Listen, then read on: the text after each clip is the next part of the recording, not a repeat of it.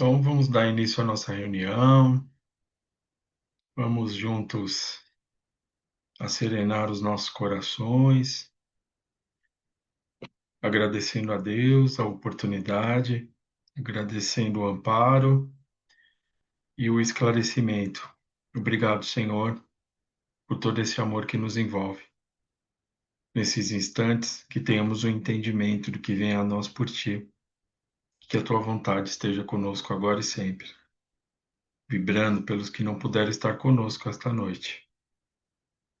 Pai nosso que estais no céu, santificado seja o teu nome. Venha a nós o teu reino e seja feita a tua vontade, assim na terra como ela é feita no céu. O pão nosso de cada dia nos dai hoje.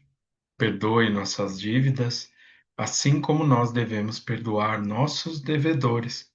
E não nos deixes cair em tentações e em novos erros.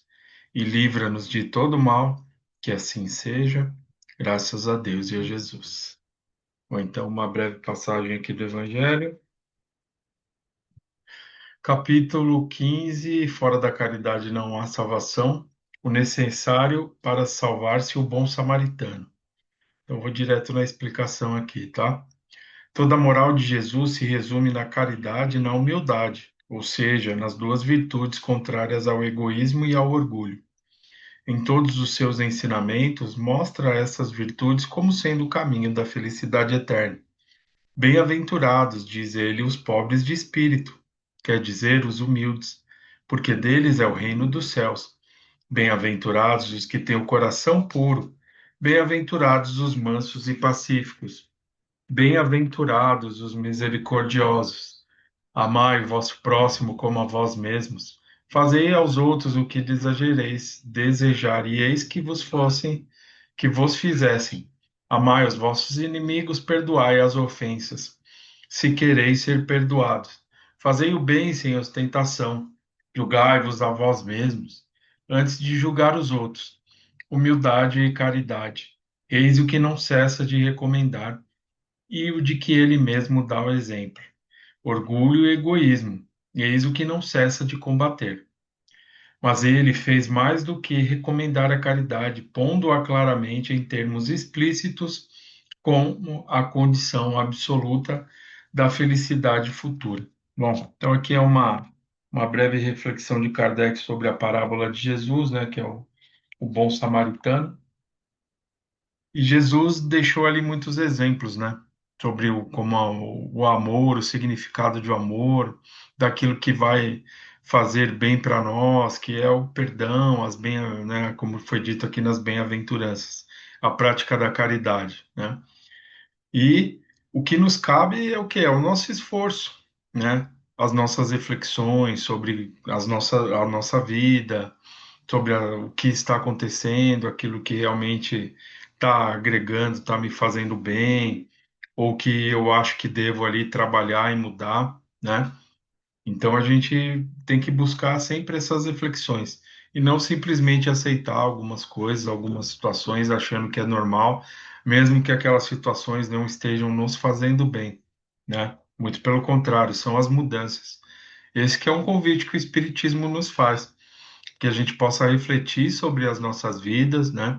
Saber que nada é por acaso, saber que se nós aqui estamos enfrentando aquilo que nós estejamos enfrentando, a gente tem muito amparo para poder estar aqui e tudo foi feito ali com muito amor, né? Para que a gente pudesse aprender sobre esse amor de Jesus e como aceitar a nossa vida e dar o melhor direcionamento que a gente puder. Então, a gente esteja certo que a gente não está só nessa caminhada. Nós somos muito amparados para a gente buscar esse caminho. E a caridade, como bem dito ali, o amor, é aquilo que seria o nosso objetivo. E aí, pouco a pouco, a gente vai procurando aprender sobre. Por isso que a gente aprende, fala muito sobre a questão das reencarnações, onde cada reencarnação a gente tem ali uma oportunidade de poder se aproximar um pouco mais dessa caridade, desse amor que Jesus nos deixou. Mais ou menos isso aí, pessoal. Alguém gostaria de falar alguma coisa sobre essa questão? Então, vamos lá retomar aqui o nosso livro, tá? Antes da gente retomar, só queria falar que, no caso, era para o Roberto estar aqui hoje, só que ele ainda não está bem, ele está ruim. Ele estava com uma, acho que é laringite, se eu não me engano, e ele pegou conjuntivite também. Então, ele tá bem. Vamos deixar aí as nossas vibrações aí pela recuperação dele, que ele possa estar bem o quanto antes. Inclusive, amanhã ele também não vai estar na casa. E aí ele pediu que eu tivesse com vocês hoje essa noite. Então a gente vai seguir aqui o nosso livro, né, da Recordações da Mediunidade, da Ivone do Amaral Pereira. Nós estamos aqui no capítulo que fala sobre as materializações, tá? Esse capítulo, ele é bom. A Ivone, ela teve ali praticamente, né, todas as possibilidades de desenvolvimento mediúnico e trabalho ostensivo, né? E da materialização também não foi diferente. O interessante, desse estudo desse livro é que, assim, ela traz ali, como se ela dividisse em algumas partes. Então, na primeira parte dos capítulos, ela traz as explicações de Kardec, de outros livros ali, que dão um apoio, falando sobre o tema, né? Depois ela traz os exemplos dela prático. A materialização nada mais é que um fenômeno ali, um fenômeno mediúnico, né? Onde alguns médiums eles cedem ali uma energia e os espíritos se utilizam dessa energia, né? Dessa matéria, não é nenhuma energia, é uma matéria. é, Eles se utilizam dessa doação que os médios fazem e eles revestem ali o corpo fluídico deles e eles ficam materializados. É como se eles estivessem encarnados, tá? E aí eles fazem as aparições, né? A gente trouxe alguns exemplos aí semana passada, retrasada, e eles pegam, geralmente essas sessões elas eram feitas, hoje o número é bem reduzido, mas elas eram feitas ali onde poucas pessoas participavam, né? Porque por si só o fenômeno, imagina, um espírito que se materializa e ele participa ali junto daquelas pessoas que estão na sessão ali. Então ele anda, ele caminha, ele gesticula, enfim. E isso aí por si só já pode ser considerado ali um fato de muita curiosidade, né? Mas eram feitos ali por finalidades úteis, né? Em determinado tempo aí da doutrina. Hoje não é mais necessário, né? A gente vai até entender o porquê, porque nós temos ali, nós já estamos preparados para realmente é, não se ligar tanto à questão desses fenômenos, mas entender um pouco mais a questão intelectual ali da doutrina, o que esses ensinamentos, trabalhar esses ensinamentos, falar sobre Jesus, né? Então hoje nós estamos nesse ponto. Mas são importantes ainda, assim como a psicofonia, né? Psicografia, e são necessários. Então, trazia ali muitas curiosidades. Você imagina, você está participando de uma sessão, que nem lá na casa de Fabiano, a gente está participando de uma sessão, daqui a pouco o espírito, ele fica ali como se ele criasse ali uma crosta, ele, como se ele tivesse incorporado ali, incorporado não, com a matéria, e aí ele sai andando no meio das pessoas, gesticulando, né? Enfim. Então era por isso que eles trazem ali, levam essa questão muito a sério e poucas pessoas participavam, até porque dependendo até do número das pessoas que participavam e dos pensamentos, das emissões mentais daqueles que estavam ali presentes, essa doação desse médium, dessa energia ectoplásmica, ela poderia ser ali interrompida e acabar retornando para o médium e trazendo ali consequências como queimaduras, feridas, tá? Então, são bem, sabe, bem complicada essa questão. Até na questão espiritual, no livro do André Luiz, acho que é um dos domínios da mediunidade, ele retrata, né? Ele está acompanhando ali um caso de uma sessão de materialização, onde no plano espiritual eles têm ali um controle bem rígido para evitar algumas vibrações e situações. Então a gente está no ponto aqui, tudo bem? Tranquilo? Esse ponto aí, pessoal, né? Tem algumas fotos, o Carlos postou para nós aí depois a gente, se quiser, a gente pode mandar. Eu estou pensando, depois que a gente terminar esse capítulo, se vocês quiserem, a gente pode fazer umas postagens aqui de fotos, de médiums, de como que funciona essa doação, como que os espíritos se apresentavam, né? Para a gente entender um pouco mais ali na prática. Então a gente está agora, a Ivone do Amarela vai falar um pouquinho sobre a participação dela nessas sessões, né? E como que aconteceram essas materializações. No meu livro aqui, que é o da página roxa, né? Da capa roxa, eu estou na página 104, iniciando ali o capítulo Existia na cidade por aquele tempo, no ano de 1926 a 1932, tá? Ele já não está tanto no começo, tá? Tá mais pro meio do capítulo. Tudo bem? Ó, Tatiana, boa noite, seja bem-vinda. Tudo bem, Valéria? Tranquilo aí? Boa Posso noite, seguir? Vitor. Boa noite a todos. Boa noite, seja bem-vinda. A gente está já estamos no livro, Tatiana, do capítulo Materializações, tá? Tá ok, obrigada. De nada.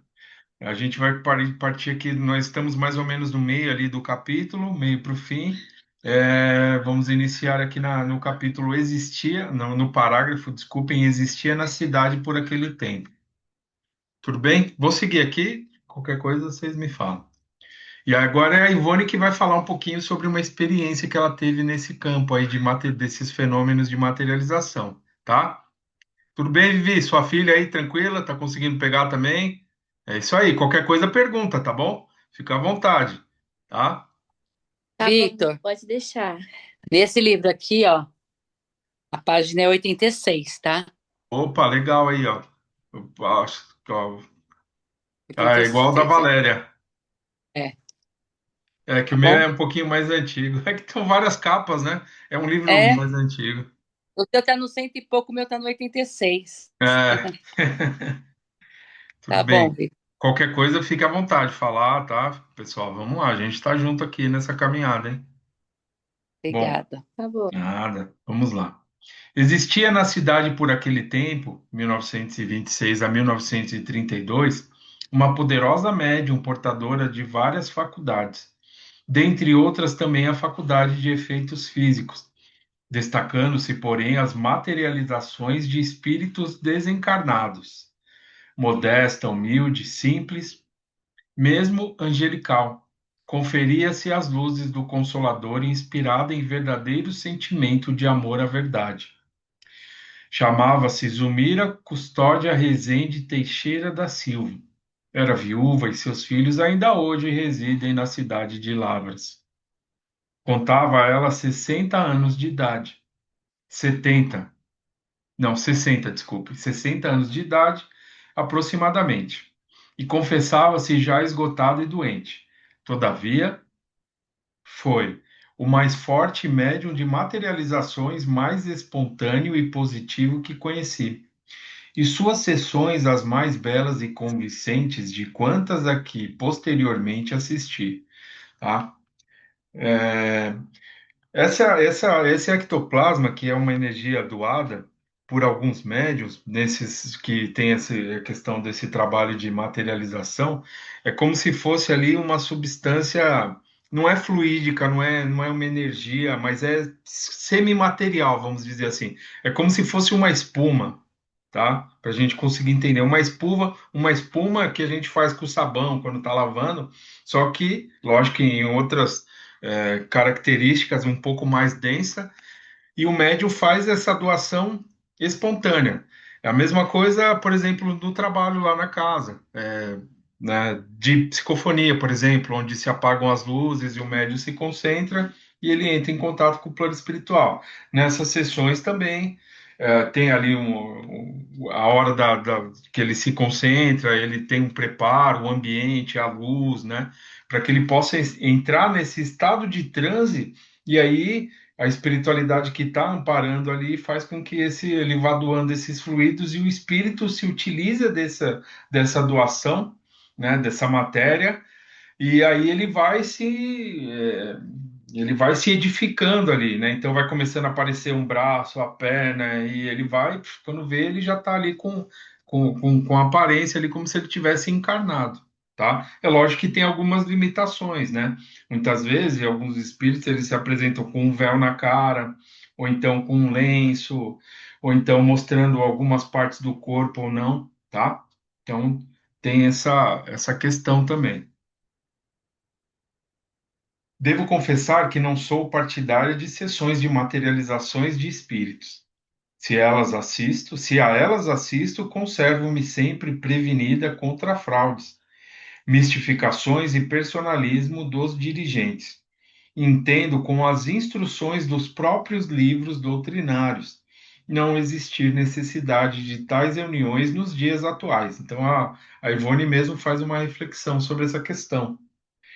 Quando já estamos bastante preparados para compreender e assimilar a doutrina espírita, sem necessitarmos das provas materiais para nos convencermos da verdade, né? Então, é uma questão de necessidade ali para trazer à tona essa questão da doutrina. Assim como no tempo de Kardec, por exemplo, eles se reuniam ali para ver as mesas girando e se batendo e fazendo barulho, né? Ah, vamos, o que que a gente vai fazer sábado à noite? Ah, vamos lá ver as mesas girar e vamos acompanhar, porque era necessário que se fizesse dessa forma para despertar ali o interesse das situações que estavam por acontecer.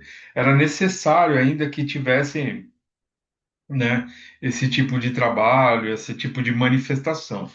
Ao longo de toda essa caminhada, desde Kardec até os dias atuais, a gente evoluiu no sentido de estarmos mais preparados e aptos para intensificarmos ali o nosso conhecimento na doutrina espírita, né? No sentido de que a gente pode trazer um pouco mais desse conhecimento de Jesus, que nem nós lemos aqui no Evangelho, que fala sobre o amor, que fala sobre o autodescobrimento, que fala sobre as possibilidades que todos nós trazemos como espíritos encarnados de nos melhorarmos, né? E não ficarmos apenas presos a essa questão do fenômeno. Muito pelo contrário, a gente pode intensificar as nossas buscas e nos prepararmos aí para as nossas melhorias, vivenciarmos ali as nossas necessidades e termos ali um pouco mais de entendimento sobre quem somos, tá?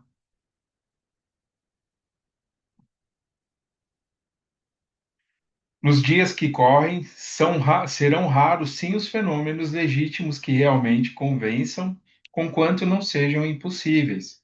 Com um século de doutrina codificada, explicada, repetida, raciocinada, cumpre que pelo menos nós, espíritas confessos, pelo estudo, pela meditação e nossa própria espiritualização, adquirimos condições vibratórias para o intercâmbio direto com os desencarnados, sem precisarmos provocar materializações de espíritos, a não ser para fins de superior utilidade. Então, o que ela fala aqui, rapidinho, para a gente não perder o foco, é na questão de nós termos ali do nosso lado um espírito materializado.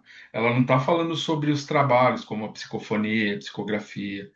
A gente consegue captar esse pensamento, né? E exteriorizar ele, entender ele de uma outra forma. Ela está falando da questão da presença ali material mesmo, tá? E não dos outros trabalhos que nós vivenciamos hoje em dia através da mediunidade. Tudo bem? Ficou claro essa questão, pessoal? É importante a gente, senão a gente pode se confundir achando que não é necessário a gente ter essas experiências, essas vivências no trabalho, né? Que nós praticamos, como a psicografia, a psicofonia, o passe, enfim, e algumas outras questões. Sabemos outros, sim, que os grandes espíritos não mais se interessam por esse gênero de manifestação do invisível, aos quais, em grande maioria, ficaram entregues a entidades de ordem medíocre e inferior. Não obstante, o fato é sensacional e atraente, e quando legítimo, presidido em realidade pelas bênçãos da verdade, é tão arrebatador, tão emocionante, que o assistente se curva à evidência, comovendo-se até às lágrimas, visto que a verdade se impõe, sem permitir dúvidas, tal a natureza das vibrações que emite. Ora, eu chegara de Lavras. Havia apenas 6 dias, quando fui convidada para uma sessão de materialização de espíritos, no domicílio da médium Zulmira Teixeira. Convite partira de uma família residente pela vizinhança da casa de meus pais. pois eu não podia contar com nenhum outro conhecimento da cidade. E a médium era inteiramente desconhecida para mim e eu igualmente para ela. Em chegado à sua casa, nem mesmo fora apresentada a ela, dado que o horário era exíguo para apresentações. Até então, eu conhecia sessões de materializações somente através dos relatórios dos livros clássicos de doutrina espírita e dos jornais de propaganda da mesma.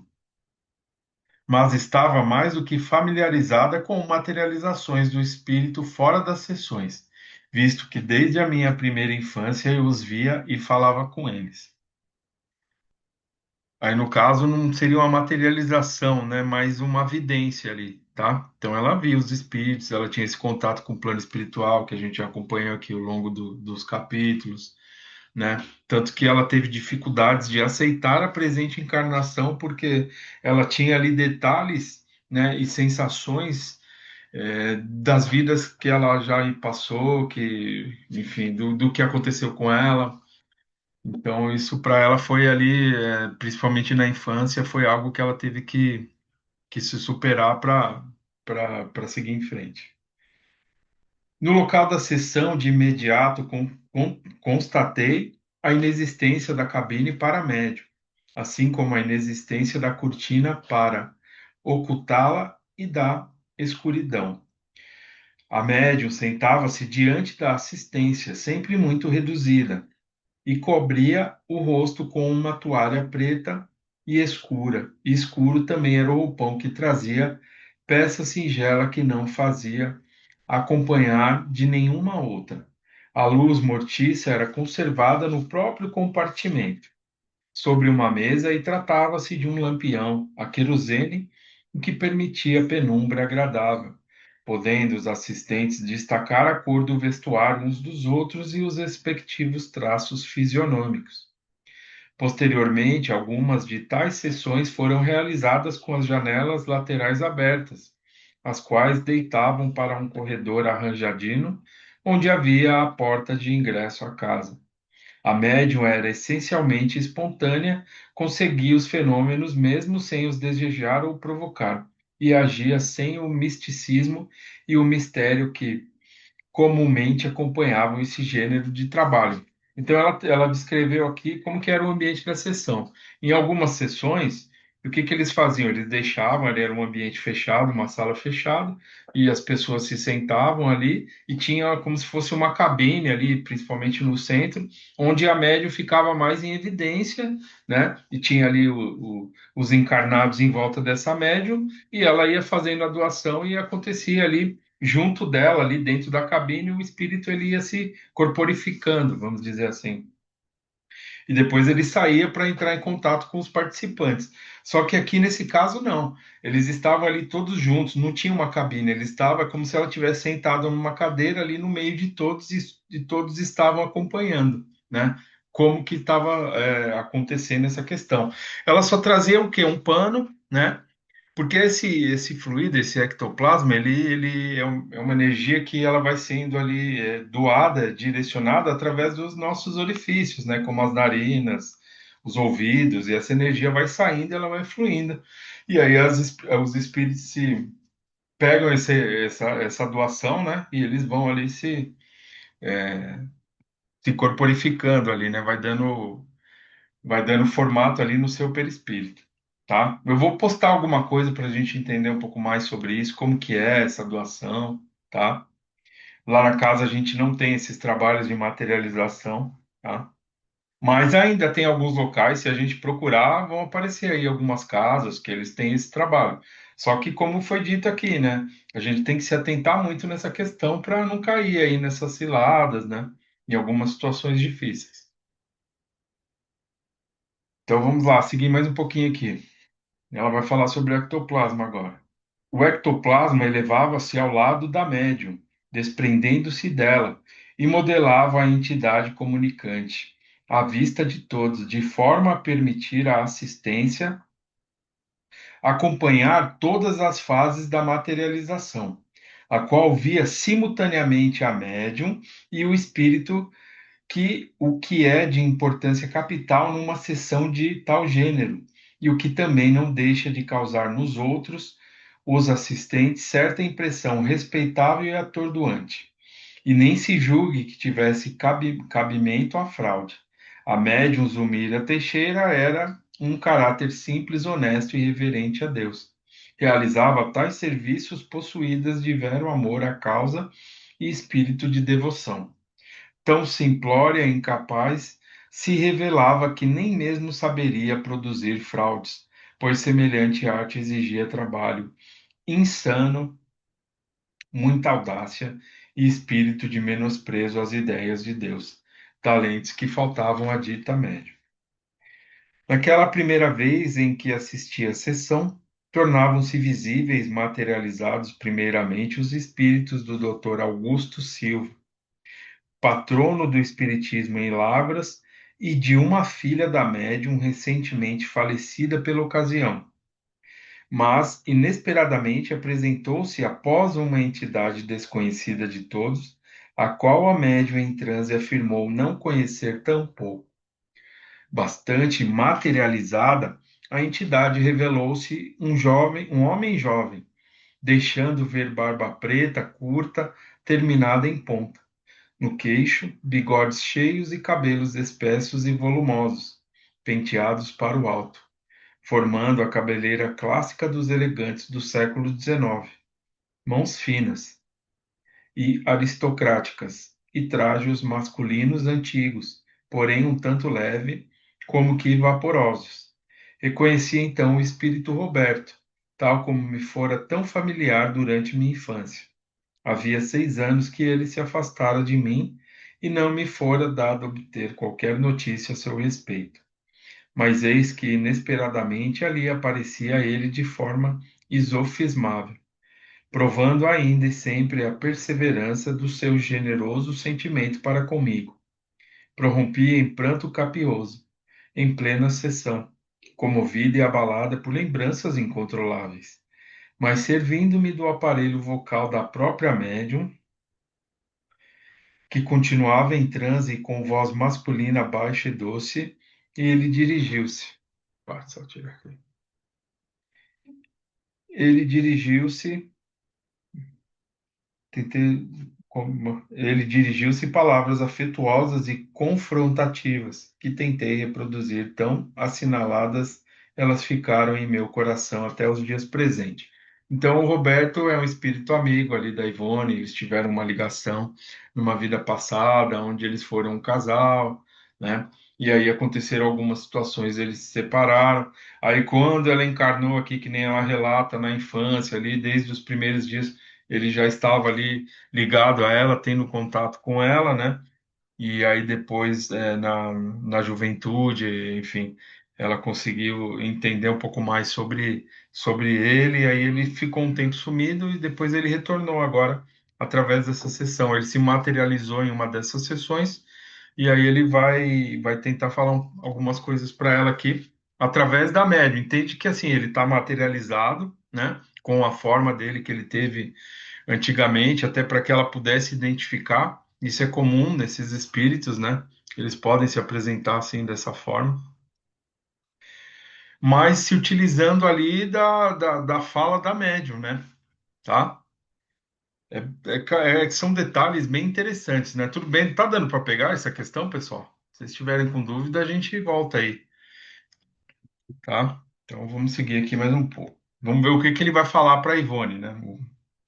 Através da médium. Não chores, minha querida, eu agora estou bem, renovado para Deus e resignado à sua lei. Quero pedir-te que me perdoes o muito que tenho feito sofrer com minha insistência angustiosa a teu lado. Não penses que foi vingança, foi apenas saudade de um passado que me foi caríssimo. Devo avisar-te de que obtive concessão para trabalhar contigo a bem do próximo como tanto desejarei outrora. Sou médico e trabalharei na minha antiga profissão, agora por teu intermédio. Também exercerei atividades em torno do socorro a suicidas. Eu, que fui um desses, valho-me de ti, que tanto amei para agora socorrê-los, e tu me ajudarás, já que também o fostes. Ao me retirar daqui, dar-te-ei um sinal como despedida. Meu tempo? Peraí. Bora, vamos lá. Tratando-se de um amigo tão querido que me seguia desde a infância, esperei que me concedesse um beijo, um abraço, algo que traduzisse o grande sentimento de nossas almas irmãs. Mas ele possuía coisa melhor para testemunhar o seu afetuoso interesse, porque desfazendo lentamente à nossa vista a materialização, de súbito, quase que sem transição, meus braços se transformaram. Eu não mais os sentia.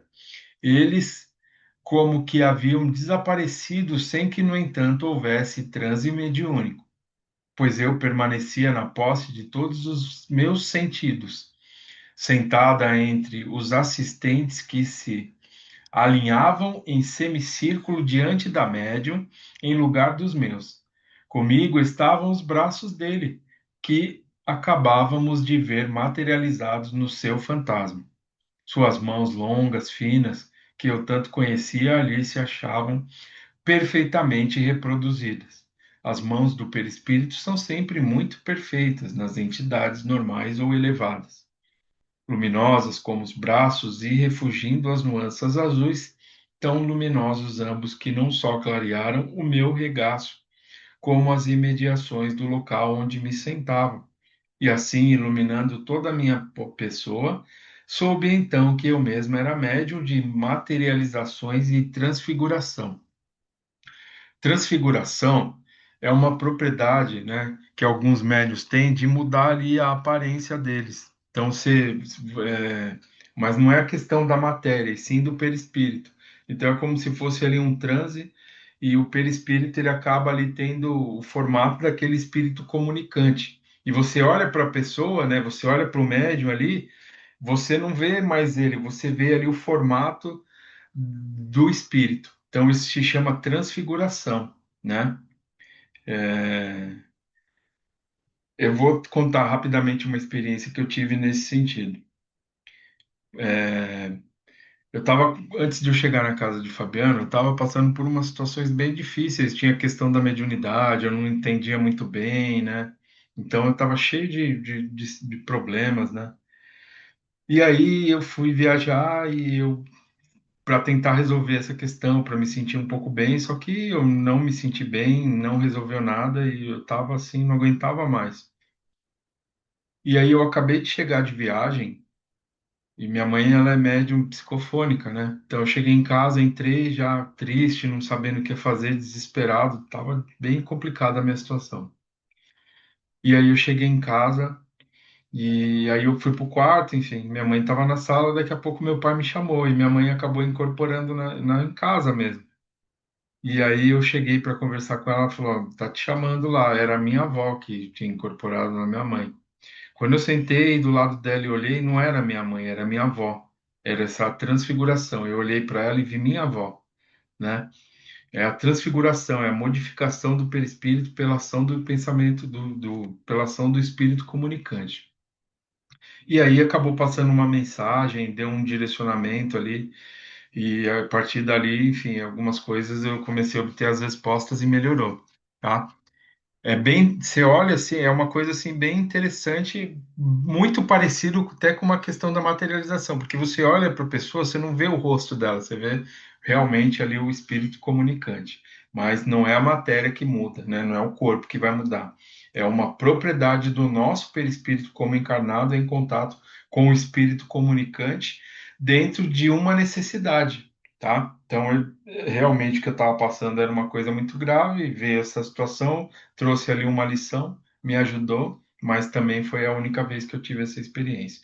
Então pode ser que vez ou outra aconteça, até no ambiente da sessão a gente tem alguma situação nesse sentido, tá? E o que ela acabou de narrar é essa questão aqui, é uma transfiguração ali do perispírito, onde ela teve uma percepção do Roberto ali para que ele deixou como um presente para ela, né? Essas modificações. Tudo bem? Tranquilo, pessoal? Então, deu aqui o nosso tempo está acabando. A gente depois eu vou trazer mais figuras aí, se vocês tiverem alguma coisa aí de figuras para a gente postar, para a gente entender, tá? mas era uma coisa que era mais comum antigamente, hoje nem tanto. E se a gente tiver ali um convite de participar de alguma sessão, algum trabalho nesse sentido, vamos estar bem atentos, né? Como foi dito aqui pela Ivone, hoje as nossas necessidades são outras, mas pode haver ali situações e situações. Tudo bem? Então, vamos finalizar. Se alguém tiver aqui alguma dúvida, a gente vai respondendo. A gente tem aí uma segunda sessão, né? A Bia está aí, Tati. Se vocês quiserem que a gente possa abrir um outro espaço para falar um pouco mais sobre alguma outra coisa, tá? Então é isso, pessoal. Vamos encerrar e vamos continuar firme aí no nosso estudo, no nosso propósito, buscando esse conhecimento, né? Que tanto há de nos auxiliar. A mediunidade para cada um de nós não é um castigo, uma pena, um fardo, é que ela traz ali situações, né? Traz situações muitas vezes podem se apresentar difíceis ali, mas que com paciência, cuidado, buscando sempre o entendimento daquilo que está acontecendo com a gente, buscando as respostas, pode ter certeza que tudo isso vai dar certo. E a gente vai entender o real sentido de termos esse trabalho, esse belo trabalho na mediunidade para cada um de nós. E esse aqui é mais um caso aí, de mais uma possibilidade que a mediunidade nos traz, que é a materialização. Então vamos agradecer a Deus, pedir que Ele nos ampare e nos proteja para mais uma semana, que tenhamos força e coragem no nosso caminho e agradecer o amor desses amigos que nos envolvem agora e sempre. Pai nosso que estais no céu, santificado seja o teu nome, venha a nós o teu reino, seja feita a tua vontade, assim na terra como no céu. Pão nosso de cada dia dai-nos hoje. Perdoe nossas dívidas, assim como devemos perdoar nossos devedores. Não nos deixes cair em tentações e livra-nos de todo mal. Que assim seja, graças a Deus e a Jesus. Então, boa noite, pessoal. Boa noite a todos. Boa noite, até Boa amanhã. noite. Até, obrigado. Tchau, tchau. Boa noite.